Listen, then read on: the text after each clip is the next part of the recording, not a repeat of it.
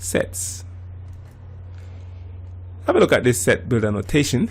Before I say it, see if you can look at it and say it to yourself or for yourself in your mind. What does it say? Well, it says A equals X such that X is greater than or equal to 2 and less than or equal to 5. That's what it says. And it tells us a lot, and we got to become familiar with this language. And it says list the elements or members of A.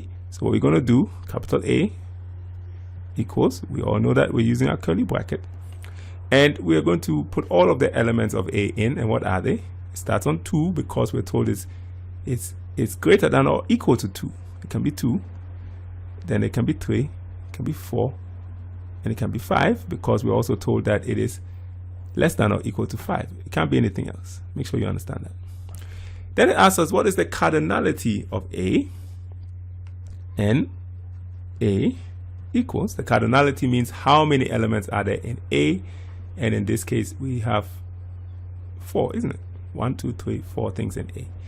And the next part is asking us how many subsets can there be in A, and we should understand that the number of subsets, and we worked out a formula last time, isn't it, equals 2 raised to the power of 4 in this case, of the cardinality. And in this case that will be what? 2 times 2 times 2 times 2. I'm just spreading it out so that we remember what these index means. 2 times 2 is 4, times 2 8, times 2 16.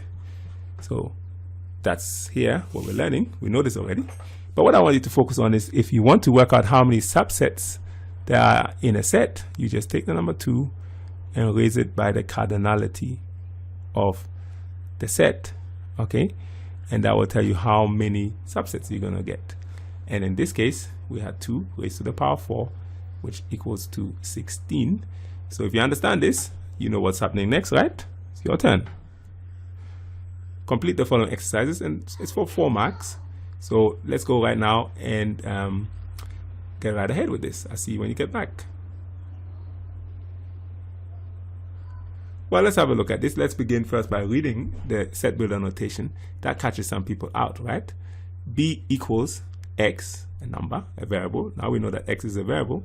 B equals X such that X is an element of W, which is what, the set of whole numbers, and X is less than 6.